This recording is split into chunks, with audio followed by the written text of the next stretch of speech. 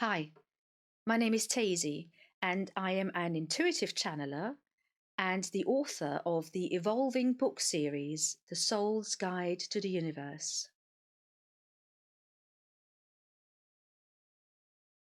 My channeling journey started in 2018, and at the time I kept a journal and I used to write into my journal on a daily basis.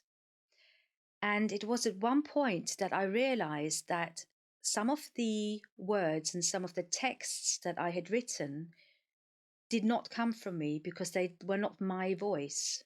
They were a different voice that had come through.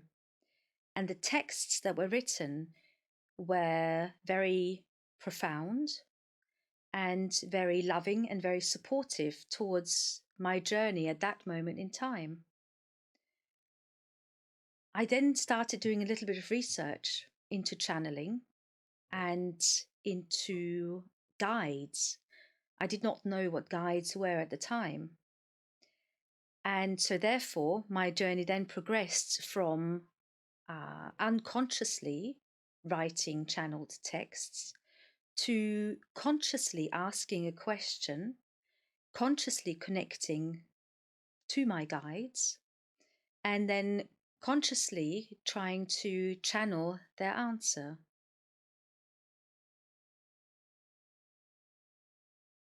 How do I consciously contact my guides? That's a good question. I do two things.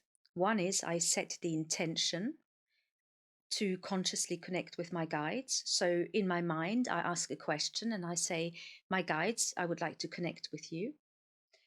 And I also have a feeling of love. And for me, that is a frequency and a color that I surround myself with that helps me to do this connection with my guides.